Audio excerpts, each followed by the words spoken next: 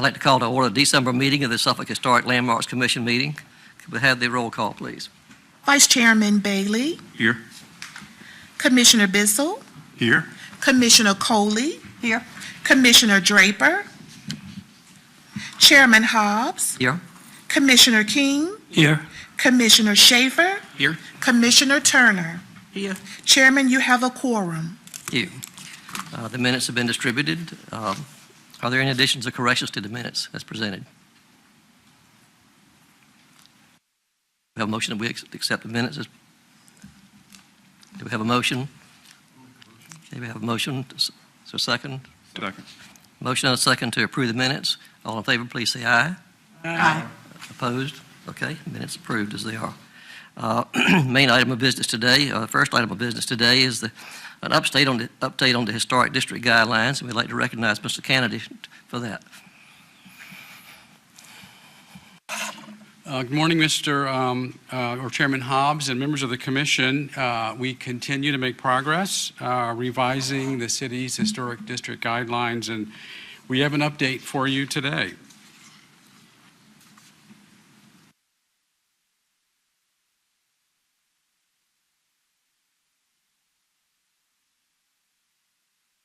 As a reminder, I'll share a few slides with you this morning for some background on what the city set out to achieve with this revision of the design guidelines. We're following some recommendations from the most recent Downtown Master Plan update, using this as an opportunity to educate and inform property owners and potential investors in downtown, about the district and the district requirements, and also using this as a way to continue to promote investment in historic properties.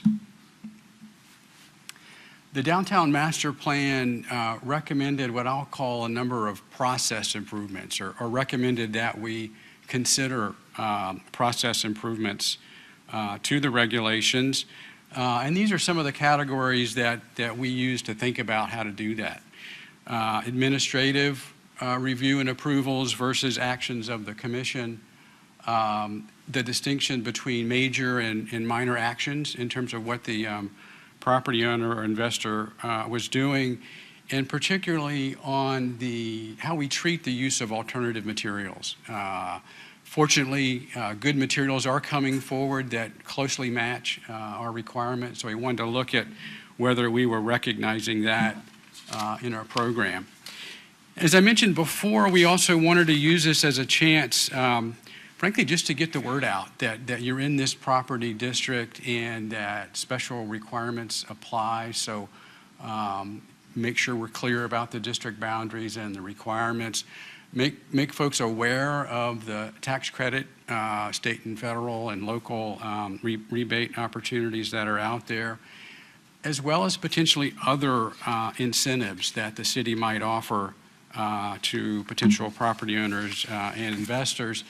And again, we sort of recognize that it's the investment of private property owners that's really the primary source of revenue for maintaining and preserving these properties. We want to make sure we're mindful of that, both in terms of as property owners, we all realize the ongoing maintenance of the property. Just keep that in a good condition, and you might find yourself not having to do a replacement project, for example.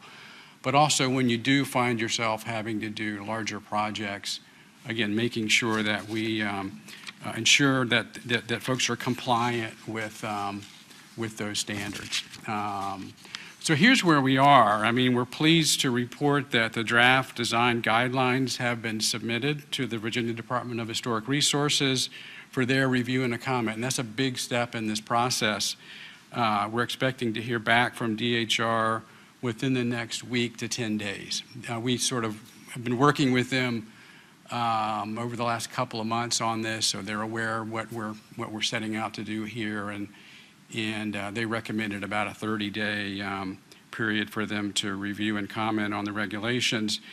The next step would be to share that document with you all and with district property owners and business owners downtown, and start to get that level of awareness and feedback on what will essentially be a staff proposal at that point. So again, we're excited. We've come a long way on this program, and I think we're getting closer to the point where we can bring this forward for action and adoption by the City Council.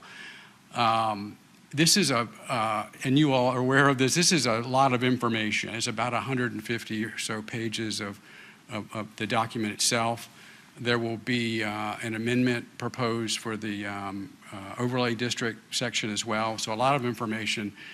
We're considering possibly a work session for the commission to go over that and have more of a discussion of feedback and your recommendations and thoughts on that. Hopefully that would be appropriate, something that you all would want to do. I think maybe getting the document to you as soon as it's in that form, giving you a couple of weeks or more to review it, and then we can gather and maybe make a more of a summary type presentation and get some feedback on what we've done and what we're proposing. So that's where I think we'll be going over the next several weeks. Again, I feel like we've made an important step forward on this, and looking forward to getting feedback from the public as well as you all as we go forward on this. Any thoughts or questions for me at this moment? I did add a couple of slides here to kind of give you an idea of just how different this document looks. And that was intentional, and a lot of graphic images to communicate, we hope, more effectively to folks about what this program's all about. So that's all I've got for this morning on this item. Happy to answer any questions that you all might have. Question I have on your slide was you were given the timeline.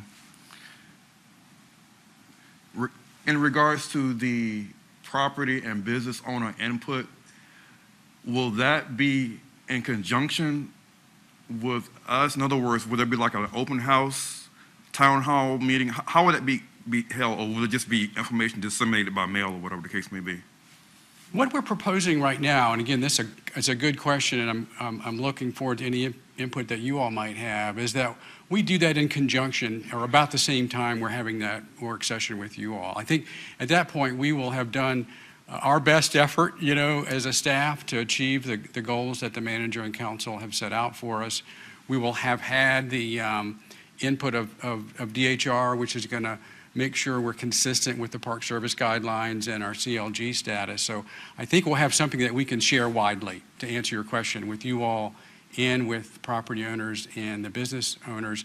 I've got a couple of things in mind, and I'm actually getting some input from our staff here.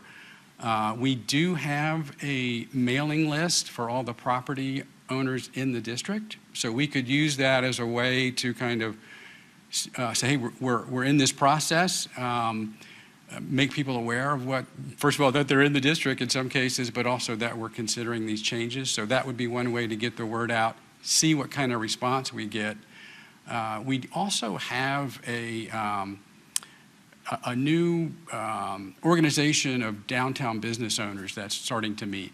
And I've met with them once and advised them that we're working on this. And I believe there might have been a meeting before I came along, perhaps as part of the downtown master plan. So that's a group that we definitely want to talk to, and let them know that we've reached this step in the process, and again, get their input before we go any further in the adoption. So sort of a focused meeting around the proposal with business owners downtown, and then a broader outreach to property owners and make them aware of what we're doing.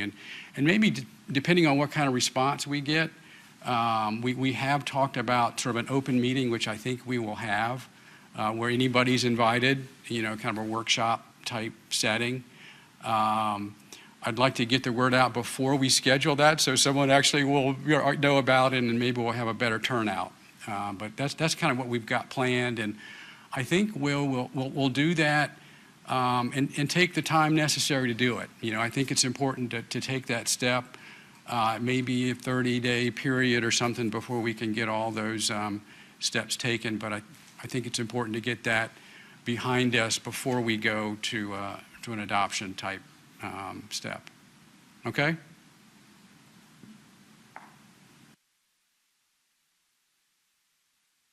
Thank you. All right. Any other questions, comments? Thank you, sir.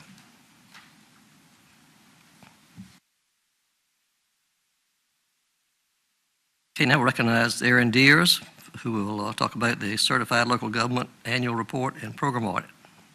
Morning. We're currently working on the city's Certified Local Government Programs Annual Report, which is a yearly report that we do that just gives them some informational data on how many times a year we met, some minutes provided from one of the meetings that was had an application that was reviewed. It takes a look at any updates to guidelines, which of course we're working with them already on, and the ordinance. After a recent meeting with them, we were made aware that the city's due for its 4-year audit. So we will be working on that in the upcoming months. I believe she said January is when that'll start. That process is a more in-depth look at that annual audit and will require an in-person visit from our DHR contact, and she'll observe a meeting in which an application is being reviewed, and also meet with city staff. With these audits comes just a reminder on training. Training can consist of any learning opportunity that is going to add to your breadth of knowledge as it relates to your position on the commission and the district. According to our DHR contact, the expectation for training is that you all have a chance to attend 1 or 2 a year at your convenience, a couple of hours, and can range from anything from a webinar, which I believe in your packet you got a notice that there's one happening this afternoon. We can discuss that if you'd like, and we're going to continue to pass those along to you as they come up. And then there's also some opportunities for in-person training. They're going to have some CLG trainings, I think a couple times a year, that are free to members to participate and attend, and we're going to pass that information along to you as well. Can also consist of you all getting together and talking to a registered design professional who specializes in historic preservation and restoration and projects. Anything that you all do that you consider training or adding to your knowledge base, just let us know so that we can report that to them in our annual report. If you have attended any trainings between October 1st, 2021 and September 30th, 2022, if you wouldn't mind letting me know so that I can add that to our annual report. I'm currently working on that. And if you have an opportunity for training that you'd like to explore, please feel free to let us know what that is, and we can get the word out to everyone and maybe attend ourselves. I'm happy to answer any questions if you have any on those couple things. Get a copy of the sheet that you had, the outline of what was the annual report, the bullet points that were in there. I don't think that's in the packet this time. The blank audit annual report? The slide you had right before this, it had the bullet points on there. Of, Oh, yes, yeah, yes, absolutely. I'd like to get a copy of that. Because Sure. Yep. Any other questions? Training for HLC members, was that what you included that in your discussion? I can do just that. then? That covers that. Okay. All right. I'll get you copies of both of those. Thank you. Thank you. Okay, staff reports, property maintenance update.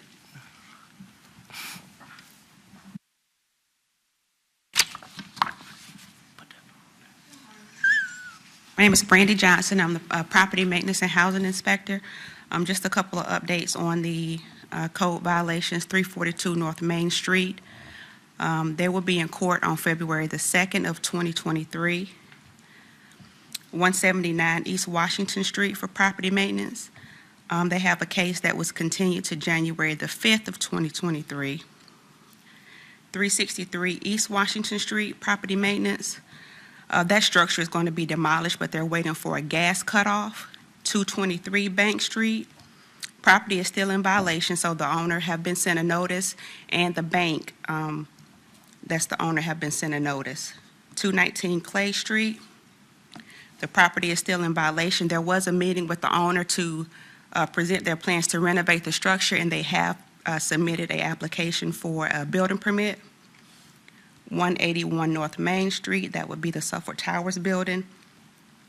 That property have been sold, so the new owners are working on a renovation plan.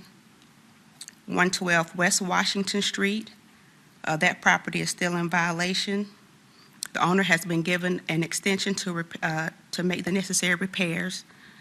140 West Washington Street, they will be in court on February the 2nd of '23, and 374 East Washington Street, they'll be in court on January the 5th of '23. Thank you. Thank you. Administrative approvals, you have those?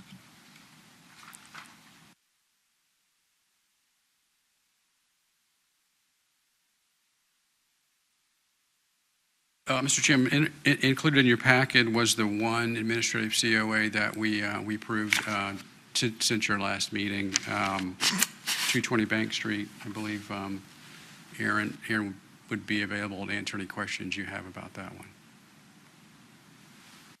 Questions, thoughts, comments about that one? Thank you. Any other announcements? I would mention, I think there's one program that's on this afternoon, I think, a webinar. I don't know, some of us signed up for that, and I think we get these in the mail once in a while. They're pretty convenient and pretty nice. It is. We are actually a member of that organization. We have an organization level membership. So one of the reasons you receive those emails, and it is a great opportunity for training, very low cost and often very applicable, to the work that you all do. No further business then? Anybody have any further business? If not, then we'll declare the meeting adjourned. Thank you.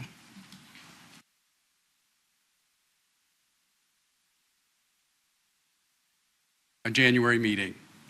We've got a project that we expect to come to you, so we'll plan on that. Okay? Thank you. All right. All right.